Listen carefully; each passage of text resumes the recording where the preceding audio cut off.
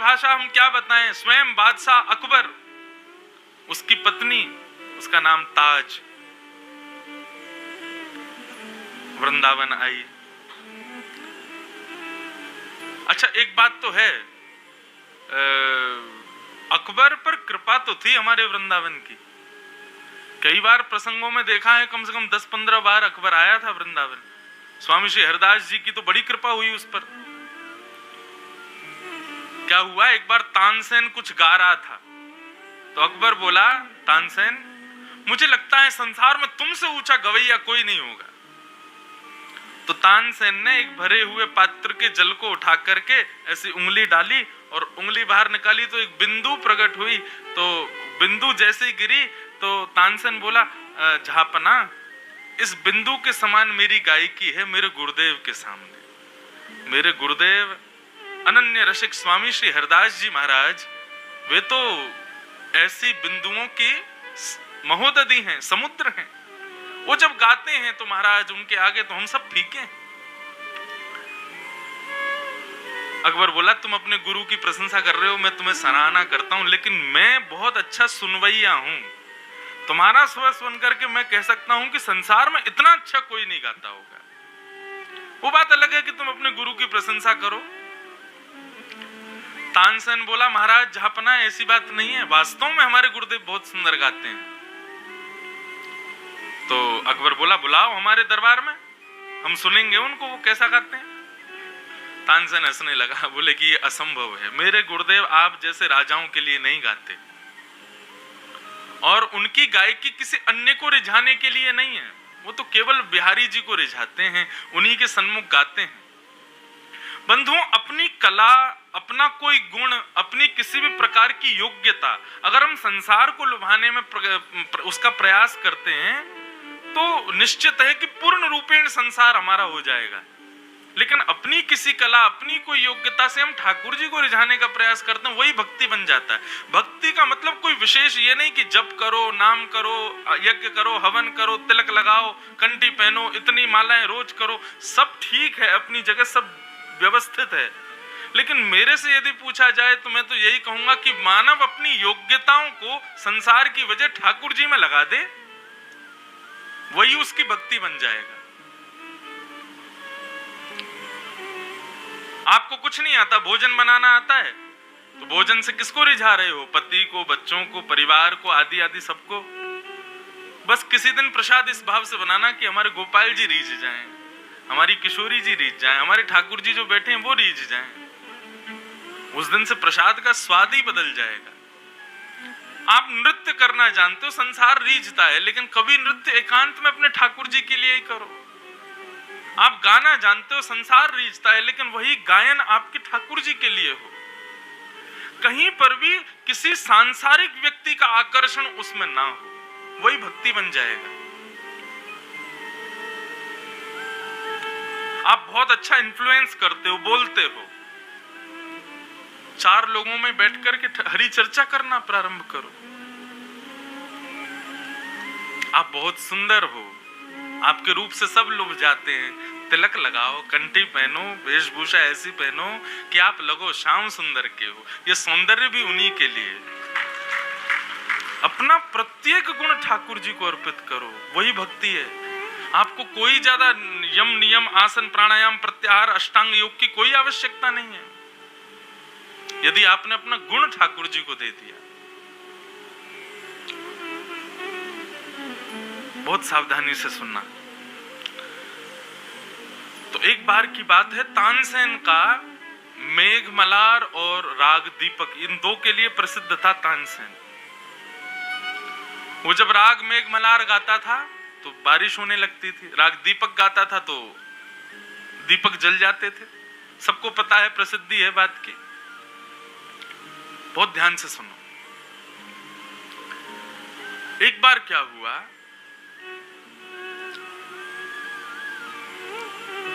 तानसेन ने राग दीपक गाया तो उसका गला जलने लगा और उसके पूरे सर्वांगीण अंग में फफोले जैसे होने लगे। फफोले समझते हैं?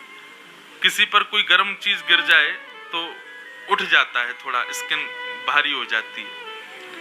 ऐसे फफोले होने लगे। तो उस दिन तानसेन ने कहा कि शायद अब राग दीपक मुझसे गवता नहीं है, अब मैं इसको नहीं गाया करूंगा।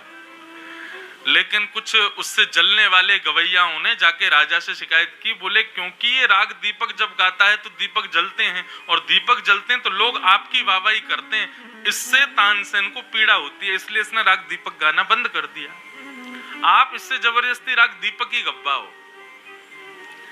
राजा ने कहा कि भैया राग दीपक सुनना है हमको, और नहीं सुनाया तो सर धर से अलग कर देंगे।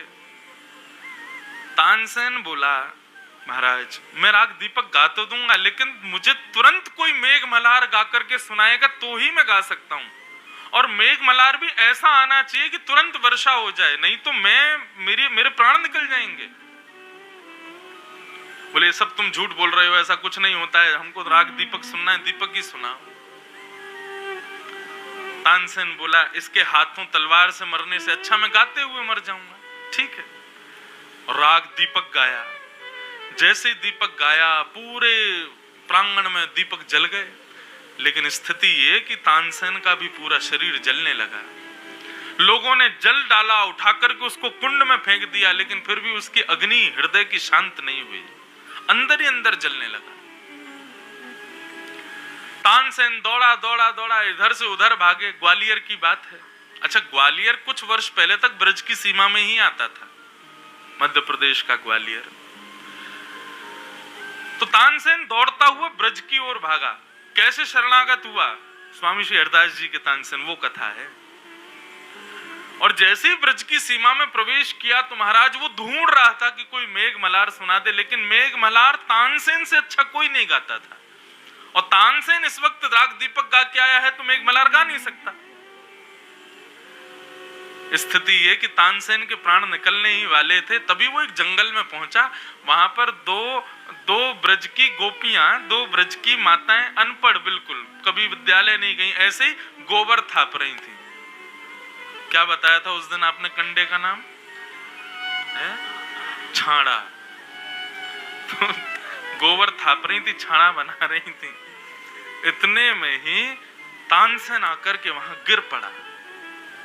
तानसेन की आंखों की लालिमा और उसके अंग प्रत्यंग को देख करके वो दो गोपियां जो थी वो समझ गईं कि राग दीपक गाया है, इसलिए इसके तन में अग्नि लगी है, इसको मेघ मल्हार सुनाना पड़ेगा तभी इसकी अग्नि शांत होगी। तो वो गोबर थापते थापते वो गोपियां मेघ मल्हार गाने लगी, और मेघ मल्हार गाते ही काले काले बादल आए और तानसेन पर बरसने लगे, और बरस करके तानसेन को सही कर दिया। तानसेन बोला इतना सटीक राग गाने वाली, और ये गोबर थाप रही है। वो गया, माताएं आप कौन से विद्यालय से पढ़ के आई हो? आपके गुरुजी कौन है? कहाँ आपने संगीत सीखा? ब्रज की गोपी भोरी भारी बोली, अरे बाबा हम तो कहीं ना जामे, कहीं हम तो शाम को रोज स्वामी श्री हरदास जी के बिहारी जी को दर्शन करवे जामे, वहीं स्वामी हरदास जी गामे, उनके पीछे पीछे गा करके हम इतना सीख गई हैं। तो हम तो को पद देख के पता चल गई कि भैया या दीपक राग ते तेरे अंग प्रत्यंग में आग लगी है, सो हमने मेघ मल्हार सुना दिए। मतलब जिस साधना को, जिस योग्यता को प्राप्त करने के लिए तानसेन ने पूरा जीवन निकाल दिया, वो माताएं ऐसे पीछे गागा के सीख गई हैं, वो स्वामी हरदास जी के हैं। उसी समय तानसेन नतमस्तक हो गया स्वामी हरदास जी को, पहुंच गया वृंदावन। और वृंदावन जाकर के तानसेन ने जब गाना प्रारंभ किया ना, तो स्वामी श्री हरदास जी ने एक रेशमी कपड़े में कौड़ी रख करके तानसेन को दी। बोले महाराज जी ये क्यों? बोले रेशम कपड़ा इसलिए क्योंकि तुम संगीत को ठाकुर जी के लिए गाना चाहते हो, इसलिए तुमको रेशमी कपड़ा दिया। बाकी जीवन पर्यंत तुमने संगीत सीखा, उसका परिणाम यदि पूछो तो वो कौड़ी के समान है। तानसेन को पूर्ण रूपेण ठाकुर जी का बनाया उस हमारे स्वामी श्री हरदास जी। ऐसे स्वामी श्री हरदास जी महाराज। तो वृंदावन योग्यताओं को ठाकुर जी को अर्पित करो। ठाकुर जी को यदि अर्पित करोगे तो वही योग्यता आपकी भक्ति बन जाएगी। तो एक बार अकबर ने मन बनाया कि मैं स्वामी श्री हरदास जी को सुनना चाहता हूं। तानसेन ने कहा देखिए महाराज, एक तो वो आपके दरबार में नहीं आएंगे, और दूसरी बात आप उनके यहाँ जाकर के बैठोगे तो भी वो नहीं सुनाएंगे। वो किसी को रिझाने के लिए नहीं गाते हैं, वो केवल बिहारी जी को रिझाने के लिए गाते हैं। तानसेन बोला, अकबर बोले मैं बादशाह हिंदुस्तान हूं, मेरे सामने कौन नहीं गाएगा?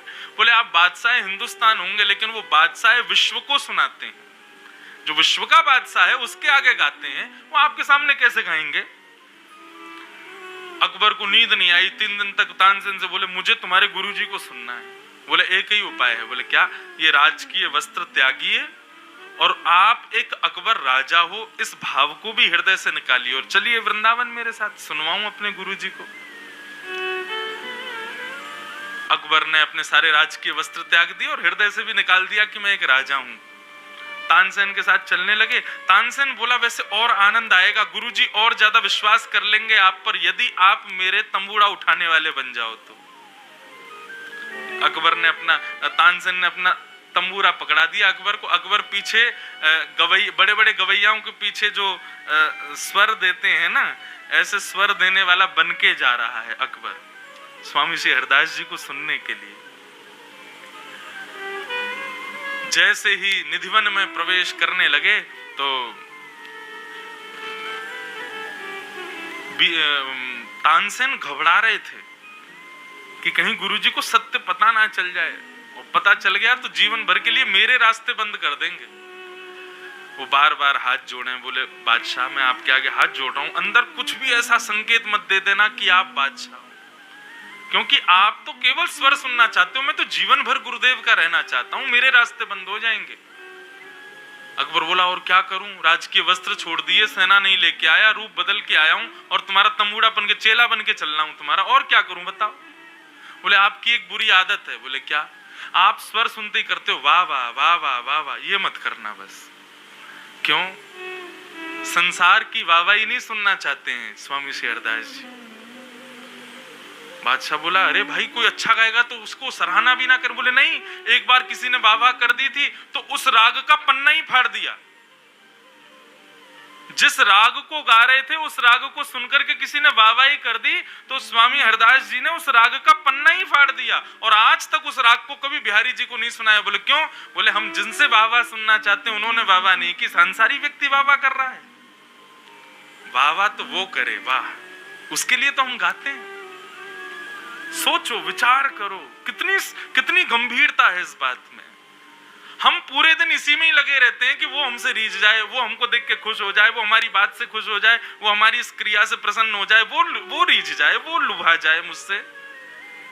लेकिन वृंदावन में रहने वाले हर रसिक की एक ही कामना है,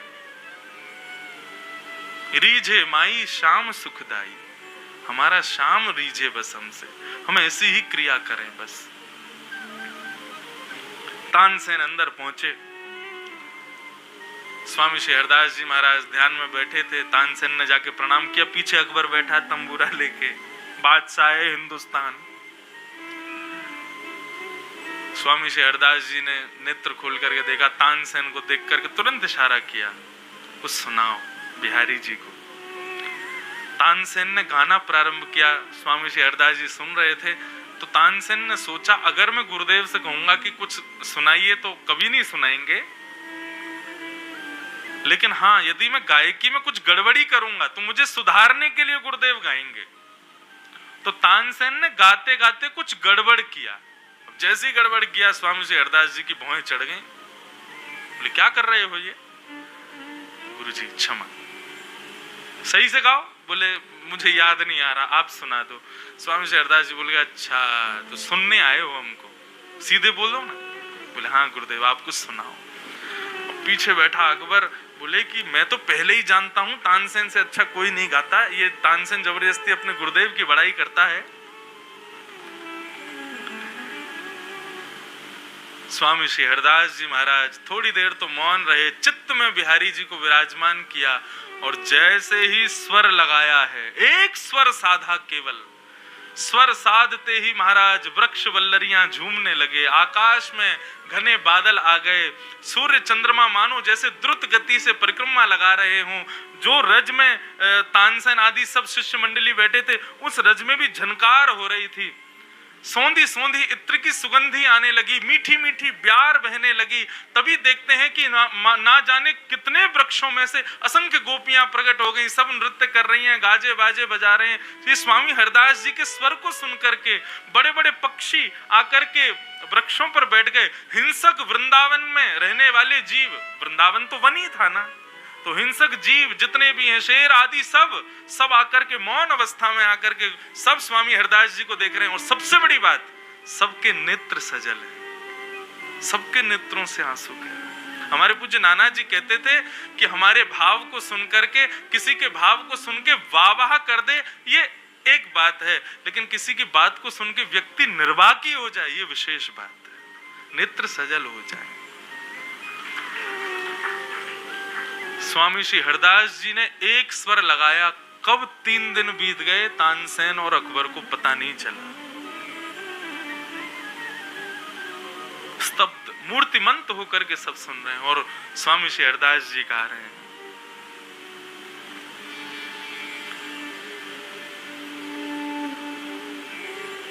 स्वामी श्री हरदास जी के भी एक से एक पद हैं, हमारे वृंदावन के रसिक जन सब गाते हैं।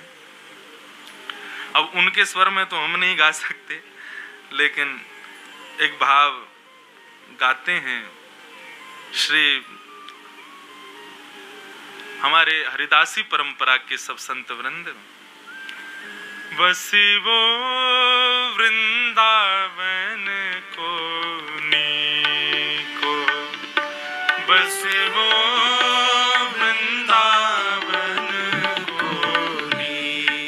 मतलब अच्छो, रहना है तो कहां रहो। 3 दिन तक स्वामी श्री हरदास जी एक स्वर साध के बैठे रहे और सब सुनते रहे। लेकिन स्थिति क्या थी कि अकबर तो बेहोश पड़ा था पीछे स्वर सुन के। 3 दिन बाद तानसेन ने जब उस पर छींटा डाला, ए सेवक उठ, वो सेवक बन के आया था ना, जैसे ही उठा, उठ करके वाह वाह वाह वाह वाह वाह, क्या स्वर क्या स्वर क्या स्वर। स्वामी श्री हरदास जी ने टेढ़ी नजर से देखा, बोले कौन है ये जरूर कोई म्लेच्छ राजा है। ए तानसेन, तुझसे ये उम्मीद नहीं थी, मुझको किसको लेके आए हो? बोले महाराज क्षमा करिए, ये भारत के एक छोटे से दास हैं, इनका नाम अकबर है, इनको राज्य गद्दी मिली है, संसार के लोग बादशाह हिंदुस्तान कहते हैं। लेकिन स्वामी श्री हरदास जी को क्रोध तो आया नहीं, हाथ में तंबूरा देख उस पर हंसी बहुत आई। बोले यही होना चाहिए, हमारे बिहारी जी का जो उपासक हो उसका उपासक बादशाह है, ये देख करके सुख लग रहा है।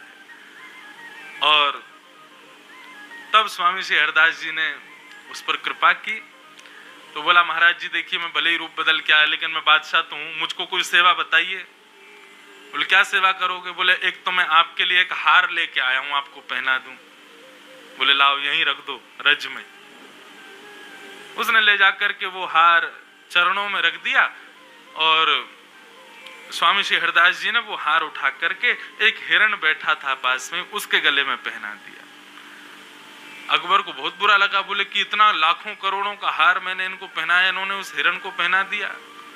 स्वामी हरदास जी ने एक राग और गाया, उसको सुनते ही असंख्य हिरण प्रकट हो गए महाराज वन में से, और सबके गले में वैसे ही हार थे जैसे उसने पहना है। बोले तुम क्या सोच रहे थे अभी?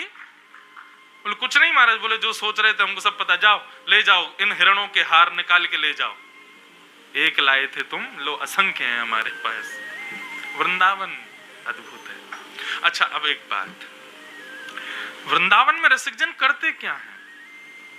हमारे वृंदावन की सेवा है मानसी सेवा, प्रत्यक्ष सेवा नहीं। मानसी सेवा का भाव होता है कि वृंदावन में रहने वाले रसिकजन मंदिर भी बहुत कम जाते हैं। अभी आप मुझसे पूछो कि आप बिहारी जी कब गए, राधा रमन जी कब गए, ये सब ठाकुर जी आप लोगों के लिए बैठे हैं, ब्रजवासी तो बहुत कम जाते हैं इनके पास। रसिकजन करते क्या है वृंदावन में?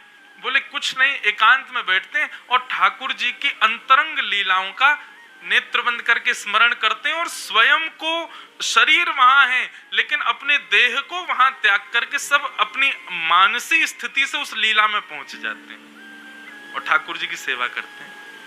ये वृंदावन का रस है। वृंदावन के सब रसिक जन उस लीला का अनुसंधान करते हैं। और इसकी एक कथा और मैं सुनाता हूं, फिर एक लीला भी सुनाएंगे ब्रज की। आज तो कथा विश्राम है। एक बार जब बिहारी जी प्रकट हुए ना वृंदावन में, तो दसों दिशाओं में हल्ला हो गया कि भैया वृंदावन में ठाकुर जी प्रकट हुए हैं।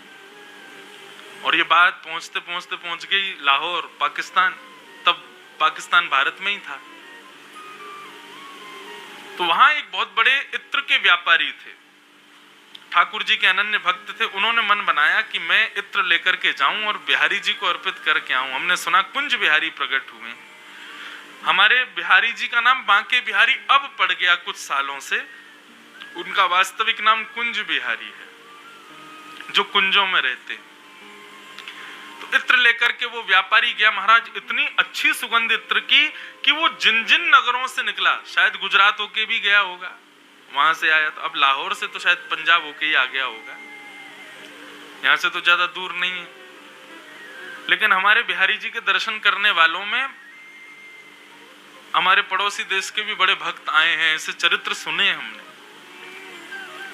तो इत्र का व्यापारी वो बैलगाड़ी से जा रहा था। तो कहते हैं कि वो निकला तो 4 लोगों के साथ में था, लेकिन वृंदावन जब पहुंचा तब 4000 लोग थे उसके साथ। क्यों? वो जिस नगर से निकलता था उस नगर में ही सुगंधी हो जाती थी। और सब पूछते भाई क्या हो रहा है? बोले कि अरे वृंदावन में बिहारी जी प्रकट हुए, उनके लिए इत्र लेके जा रहा है एक वैष्णव। तो लोग कहते हम भी चलें तुम्हारे साथ? बोले चलो। तो इतनी भीड़ हो गई थी। जैसे ही निधिवन पहुंचा, निधिवन पहुंचते ही उसने प्रणाम किया सेवादारों को, कहा कि मैं इत्र लेके आया हूं, बिहारी जी के लिए अर्पित करना चाहता हूं। सब सेवकों ने कहा कि भैया देखो अर्पित तो तुम कर देना, लेकिन अभी बिहारी जी राजभोग अरोग रहे हैं, अभी कपाट बंद हैं ठाकुर जी के। आप एक काम करो, स्वामी श्री हरदास जी महाराज यमुना पुलिन पर बैठे हैं, उनको प्रणाम कराओ एक बार। सब अपनी भक्त मंडली 4000 लोगों के साथ में पहुंच गया यमुना जी। यमुना जी में स्वामी श्री हरदास जी मानसी सेवा में बैठे थे। मैंने आज भी प्रत्यक्ष दर्शन किए हमारे ब्रज के मानसी सेवा में रहने वाले संतों के। वो जेठ के महीने में कंबल ओढ़ के बैठे होते हैं और भयंकर शीत काल में उनको पसीने आ रहे होते हैं, क्योंकि मानसी में ऐसा कुछ भाव होता है कि कहो तो शीतकाल है और मानसी में उनको दर्शन हो रहा है कि ठाकुर जी जो है हिंडोला झूल रहे हैं, गर्मी का महीना है, तो उनके तन की स्थिति वही हो जाती है। आज भी ऐसा दर्शन होता है। तो स्वामी श्री हरदास जी और मानसी में बैठे थे। मानसी में बैठे बाहर को तो ऐसा दिखता है ध्यान लगा रहे हैं, लेकिन कभी वो मुस्कुराने लगते हैं, कभी नेत्रों से आंसू गिरने लगते हैं, कभी हिलने लगते हैं, कभी कुछ करते हैं। ऐसी मानसिक सेवा होती है। मतलब जागृत अवस्था में स्वप्न, लेकिन वो स्वप्न नहीं है, वो वास्तविक है। वो तन वहां है, बाकी अपनी मन बुद्धि अहंकार चित्त से सबसे वो वहां से जा चुके हैं। अब वो इत्र लेकर के गया था वैष्णव। अब कई लोगों को क्या होता है, कुछ विशेष वस्तु भगवान को अर्पित करते हैं, उनको लगता है सबको पता चले कि मैंने दिया है। इसीलिए लोग मंदिर में चांदी चढ़वाएंगे, सोना नीचे लिखवा देंगे, यहाँ फलाने फलाने यूनिवर्सिटी के हम हैं और हमारी तरफ से इनको ये भेंट, ऐसा करते हैं। उसको भी लगने लगा कि भाई हमारे इत्र की सुगंधी से इतनी भीड़ हो गई, स्वामी श्री हरदास जी अभी भी ध्यान में बैठे, इनको सुगंधी नहीं आ रही क्या? तो उसने क्या किया, सोने के पात्र में इत्र था, वो पास रख दिया और उसका ढक्कन और खोल दिया। बोले ताकि इनका ध्यान खुले और ये पूछे भाई ये इत्र कौन लाया, तो मैं बता दूंगा मैं लेके आया। तो स्वामी श्री हरदास जी मानसी में बैठे थे और मानसी में बैठे बैठे स्वामी श्री हरदास जी को पता नहीं क्या हुआ, उन्होंने तुरंत वो इत्र का पात्र उठाया, उठा करके जमुना जी में फेंक दिया, पूरा जमुना जी में प्रवाहित कर दिया। वो जो भक्त बैठा था, वो 4000 लोग साथ में थे, वो सब मुंह पे हाथ धर के बैठे, ये क्या हुआ है? बिहारी जी को तो अर्पित हुआ नहीं, या बाबा के पास भले आए या ने तो जमुना जी में ही पधरा दियो, फेंक दियो, कोई काम को नहीं। अरे इत्र फेंक दियो, कम से कम पात्र रख लेते, सोने को पात्र। इतनी लंबी यात्रा, इतने महीनों की याद सब व्यर्थ हो गई। उस भक्त का मन हो गया, बोले अभी इसी वक्त चला जाऊंगा वापस, और जीवन में कभी वृंदावन नहीं आऊंगा। ये सब यहाँ पाखंडी रहते हैं। ऐसी ऐसी स्थिति उसकी। अब थोड़ी देर में ही स्वामी श्री हरदास जी बड़े प्रसन्न, जय जय श्री हरदास, कुंज विहारी श्यामा प्यारी। जैसे ही नेत्र खुले, यमुना जी को प्रणाम किया, रज को प्रणाम किया, बिहारी जी को प्रणाम किया, देखा इतने वैष्णव बैठे हैं, सबको प्रणाम किया। कहो भैया कहाँ से आए? बोले हम वहां से आए हैं, इत्र की सेवा लाए थे। बोले अच्छा, इत्र की सेवा पधरा दी ठाकुर जी को? बोले बस पूछिए मत आप, पधरा दी बस, यही मान लीजिए। अच्छा जाओ, बिहारी जी के दर्शन खुल गए, राजभोग हो गया, जल्दी जाओ दर्शन करो।